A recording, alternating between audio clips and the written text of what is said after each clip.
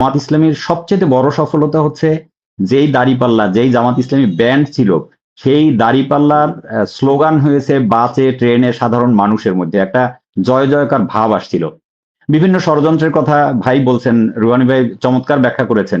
এজন্য আমি এইটার সাথে একমত না। আলহামদুলিল্লাহ ইসলামী সংগঠনগুলো একটা ভালো পর্যায়ে গেছে।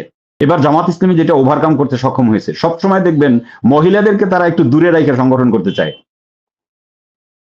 এটা সবসময় ছিল। আপনি রাজনীতি করবেন, রাষ্ট্র প্রতিষ্ঠা করবেন, মহিলাদের ভোট অর্ধেকের মতো। আপনি রাষ্ট্র কিভাবে কায়েম করবেন? ভোটের রাজনীতিতে তাদেরকে দূরে রাইখা। জামাত ইসলামী ওই জায়গাটা ডাকসু নির্বাচন থেকেই আমরা দেখছি যে ওই জায়গাটা তারা ওভারকাম করতে সক্ষম হয়েছেন। অন্য কেউ এটা পারেন নাই। এই জায়গাটায় উঠে আসতে প্রথমে আজকে যে ইসলামী দলগুলোর কেন পরাজিত হয়েছেন, এই আমি আপনার এই হেডলাইনের সাথেই একমত না। কারণ জামাত ইসলামী এ যাবৎকাল সর্বোচ্চ আসন পেয়েছিল ১৭টা, সেখান থেকে ৬৮ আসন পেয়েছে। আসনের চেয়েতেও জামাত ইসলামীর সবচেয়ে বড় সফলতা যেটা, অবশ্যই এখানে আমরা যারা আছি জামাত ইসলামীকে ইসলামী দল বলে চিন্তা করেই কথা বলছি, সেজন্যই আমি বলছি। আমি জামাত ইসলামীর কোনো দায়িত্বশীল পর্যায় থেকে কথা বলছি না, আমি নিরপেক্ষ একটা জায়গা থেকে কথা বলছি। আপনি খেয়াল করে দেখেন, জামাত ইসলামীর সবচেয়ে বড় সফলতা হচ্ছে যেই দাঁড়িপাল্লা, যেই জামাত ইসলামী ব্যান্ড ছিল, সেই দাঁড়িপাল্লার স্লোগান হয়েছে বাসে, ট্রেনে সাধারণ মানুষের মধ্যে একটা জয় জয়কার ভাব আসছিল। বিভিন্ন ষড়যন্ত্রের কথা ভাই বলছেন, রুহানী ভাই চমৎকার ব্যাখ্যা করেছেন। এজন্য আমি এইটার সাথে একমত না। আলহামদুলিল্লাহ ইসলামী সংগঠনগুলো একটা ভালো পর্যায়ে গেছে। এবং আমি যদি প্রথম থেকে এই যে জোটের ব্যাপারে আরেকটা কথা বলা হয়, ইসলামী আন্দোলনের ভাইয়েরা খুব বলেন, এবং এইটা জামাত ইসলামী বলে যে জোট গঠন করার জন্য ইসলামী আন্দোলন বাংলাদেশের ভূমিকা সবচেয়ে বেশি ছিল, তাদেরই উদ্যোগ ছিল। এই কথাটা আসলে পুরোপুরি সঠিক না। কারণটা হচ্ছে আপনারা খেয়াল করে দেখবেন ৫ তারিখের পরে জুলাই, মানে জুলাই আন্দোলনের পরে জামাতের আমির সে যে জায়গায় গেছে, বরিশাল অঞ্চলে সফর করতে গেছে, শর্ষিনায় গিয়েছে, বরিশাল অঞ্চলে সফর করতে গেছে, চরমোনাইতে গিয়েছে, চরমোনাই কিন্তু আমিরে জামাত নিজে গিয়েছেন প্রথমে। এই যে উদ্যোগগুলা, এটা কিন্তু জামাত ইসলামী, তিনি দূরত্বটা কিন্তু কমিয়ে আনছেন জামাতের আমির। তার একটা উদ্যোগ ছিল, ডাইনামিক একটা অবস্থান ছিল, এইটা কিন্তু বড় কাজে লাগছে। এই জন্য আমি আসলে এটা স্বীকার করি না। আমি কিন্তু প্রথমে ৫ই আগস্টের পরে আমি ফেসবুকে লেখালেখিও করছিলাম এবং ইসলামী সংগঠনগুলোর অনেকটা আমি বলছিও যে এবারের নির্বাচনটা ক্ষমতায় যাওয়া ইসলামী সংগঠনগুলোর জন্য আমরা যত সহজ করে দেখি, ক্ষমতায় যাওয়ার সময় এখনো হয়নি। অন্যান্য যে কোনো দল, আপনি যে কোনো দল, আজকে এনসিপি হোক বা নতুন আর একটা সংগঠন করার পরে সে যদি ক্ষমতায় যেতে চায় তার জন্য ইজি, কোনো বিষয় না, সবাই একসেপ্ট করবে। রুহানী ভাই চমৎকার ব্যাখ্যা করছেন। কারণ আপনি আমি বা ইসলামী সংগঠন ক্ষমতায় যাবে আর আপনার প্রশাসনে লোক থাকবে না, আপনার বিভিন্ন ডিফেন্সে লোক থাকবে না, বিভিন্ন জায়গায় স্তরে লোক থাকবে না, আপনি ক্ষমতায় গিয়ে টিকে যাবেন, রাষ্ট্র পরিচালনা করবেন, এটা আসলে সহজ নয়।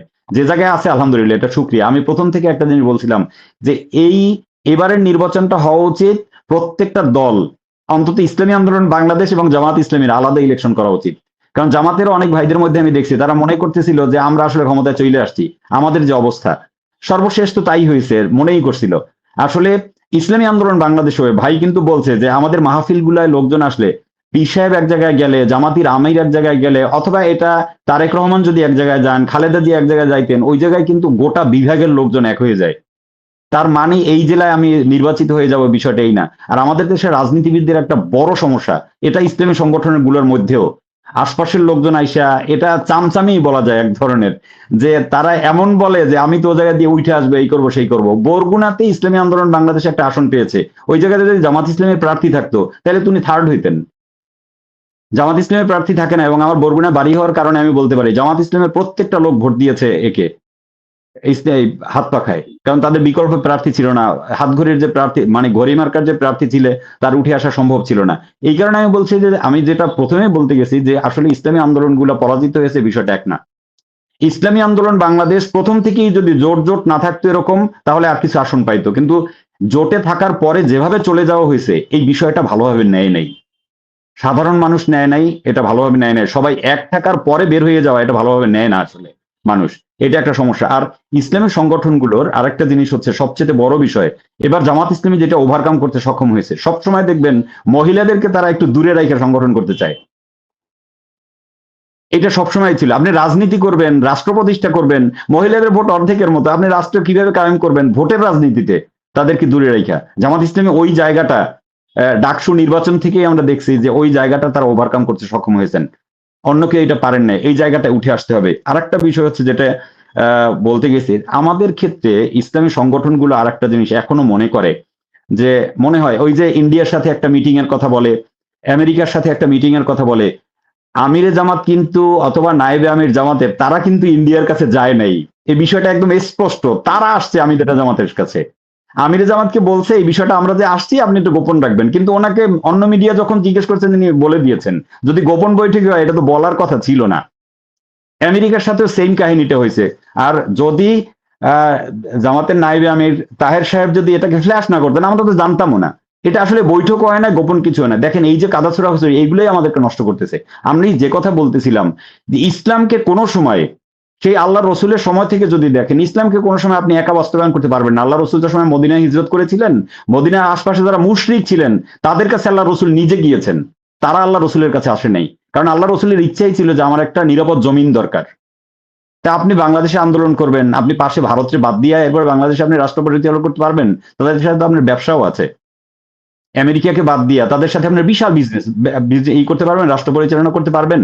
আর চট করে আপনি সরিয়ে আইন বলবেন, এটা কোনোভাবেই সম্ভব না। আল্লাহ রসুলও বলেন নাই, সাহাবায়ে কেরামরাও বলেন নাই। আপনি আরেকটা প্রশ্ন যেটা করেছিলেন, মানে এই দুইটা বিষয় বলছিলেন, এবং এই যে শরিয়া প্রশ্নে বের হয়ে যাওয়া, এটা আসলে বাংলাদেশের মানুষ কিন্তু ভালোভাবে নেয়নি। প্রচন্ড রকম খারাপ একটা অবস্থা হয়েছে। আর আমার দৃষ্টিতে মনে হয়েছে যে জামাত ইসলামী বলেন, ইসলামী আন্দোলন বাংলাদেশ বলেন, সবার একটু বোঝার, মানে এটা খুবই দরকার ছিল বোঝা যে এই নির্বাচনে যে কার কি অবস্থান আছে বাংলাদেশে ভোটের রাজনীতিতে। ইসলামী আন্দোলন বাংলাদেশ মনে করছিল যে অনেক কিছু পাবে। হুজুর যে চট কইরা বইলে ফেলছে যে 143 আসনে তার ভালো অবস্থান আছে, বিষয়টা কিন্তু এমন না। তাকে অবশ্যই বুঝানো হয়েছে। তার যারা সাঙ্গপাঙ্গ আছেন, তার যারা সাঙ্গপাঙ্গ কথাটা আমার বলা ঠিক হয় নাই, তার যারা সাথের লোকজন আছেন, অনুসারী আছেন, তারা বুঝাইছেন এটা। কিন্তু এটা ইনফরমেশনটা তো ভুল ছিল। অনেক জায়গায় তারা জামানত হারিয়েছেন, এমনকি চরমনাই হিসেবে ভাইও জামানত হারিয়েছেন। এটা দুঃখজনক বিষয় আমাদের জন্য। সেখানে জামাত ইসলামী নির্বাচিত হয়েছে। এরপর চরমনায় নায়েবে আমির তিনি বরিশাল 6 আসনে তিনি থার্ড হয়েছেন। এটা কিন্তু ইসলামী আন্দোলন বা ইসলামী সংগঠনের একজন বড় দায়িত্বশীলের জন্য এটা ভালো একটা সাইন না। যাই হোক, যেটা হয়েছে এই জন্য আমি আসলে আমি আমি একটু বলি, জি ভাই, আপনার সাথে একটু শেয়ার দেই। আপনার একটা জি মনে হয় স্লিপ অফ টাং হয়েছে, আপনি হয়তো জি ভিন্ন কিছু বোঝাতে চেয়েছেন। আপনি যেটা বলছেন যে রসুল সাল্লাহ সাল্লাম এবং সাহাবায়ে কেরাম শরিয়া আইন এইভাবে চান নাই, এটা না বলে জি কথাটা মনে হয় এভাবে হবে যে আল্লাহ রসুল সাল্লাল্লাহু আলাইহি সাল্লাম শরিয়া আইন অ্যাপ্লাই করতেও তার সময় লেগেছে। আমার মনে হয় না আপনি না এটা ভাই, বোঝাতে আমি যেটা চেয়েছেন। বুঝাইতে চাইছি আমি একটু ক্লিয়ার করি, আপনি বলায় আলহামদুলিল্লাহ এটা ভালো হয়েছে। আমি যেটা বুঝাইতে চাইছি যে সেটা হচ্ছে আল্লাহ রসুল ইসলাম খলিফারা ঘোষণা দিয়ে শরিয়া আইন বাস্তবায়ন করেন নাই। এটা ঘোষণার আসলে বিষয়ও না। এটা আপনাকে যুগ উপযোগী করে ধীরে ধীরে, আপনি যদি আজকে যদি বাংলাদেশের ইসলামী সংগঠনগুলো ক্ষমতায় আসতো, তারা যদি কোন রকম শরিয়া বলতো না, বাংলাদেশ রাষ্ট্রটাকে, আমাদের একটা সমস্যা কি, আমরা মনে করি যে আমাদের একটা ঘোষণা দিতে হবে যেটা একটা ইসলামী রাষ্ট্র, বলতে হবে তখন আর গণপ্রজাতন্ত্রী বাংলাদেশ থাকবে না, তখন হবে ইসলামী প্রজাতন্ত্র বাংলাদেশ, বিষয়টা এরকম। এরপরে ইসলাম যারা কায়েম করবে তাদের বড় দাড়ি থাকবে, পাগড়ি থাকবে, আফগানিস্তানের পরিবেশটা যেরকম এরকম। এটা আমাদের কিন্তু একটা মাথায় ঢুকে গেছে। ঘোষণা দেওয়ার কিছু নাই ভাই। ধরে বাংলাদেশি ইসলামী সংগঠনগুলা রাষ্ট্র প্রতিষ্ঠিত করে, তারা যদি ক্ষমতা নেয়, সেখানে যদি ধীরে ধীরে করে ইসলামী আইনগুলো বাস্তবায়ন করে, ইসলামের নাম বলার দরকার নাই, না বলে এটার দোষের কি বলেন? শরিয়া আইন তো ঘোষণা দিয়ে এখন বাস্তবায়ন করতেও পারবেন না, আল্লাহ রাসূলও করেন নাই ভাই, আমি এইটা বুঝাইতে চাইছি। আমি ওই যে যখন আল্লাহ রসুল সাল্লাল্লাহু আলাইহি ইসলামের তো এগেনিস্টে কোনো আইন ওরকম ছিল না তখন। তারা, আপনি যেটা বলছেন যে ঘোষণা দিয়ে করেন নাই, এটার সাথেও আসলে দ্বিমত করার অনেক জায়গা থাকে। তখন তিনি তো ইসলামের দাওয়াত দিয়েছেন, তাই না? না, আপনি এখনো ভাই ইসলামের দাওয়াত দিলেও ওই সময় যে তিনি আইন কানুন পরিবর্তন করবেন। এবং আরেকটা জিনিস দেখেন ভাই, আল্লাহ তাআলা রব্বুল আলামিন কিন্তু ইচ্ছা করলে, এটাও আমাদের জন্য শিক্ষা। আপনারা আলহামদুলিল্লাহ অনেক বড় ওস্তাদ মানুষ, আমি খুবই ছোট মানুষ হিসেবে বলতেছি, আল্লাহ রসুল কিন্তু ইচ্ছা করলে কদরের রাতে আল্লাহ তাআলা রব্বুল আলামিন আল্লাহ রসুলকে পুরা পেন ড্রাইভের মতো করে পুরা কোরআনটা দিয়ে দিতে পারতেন এবং বলতে পারতেন যে আপনি এই অনুযায়ী চলবেন, এবং আল্লাহ রসুলের জন্য সেটা সম্ভব আল্লাহ করে দিতে পারতেন, কিন্তু করেন নাই। কেন করেন নাই? যে পরিবেশ পরিস্থিতির আলোকে ধীরে ধীরে বাস্তবায়ন করতে হবে।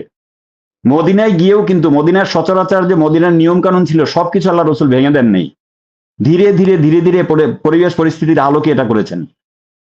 এই জিনিসটা হলো আমাদের বোঝা খুব বেশি জরুরি।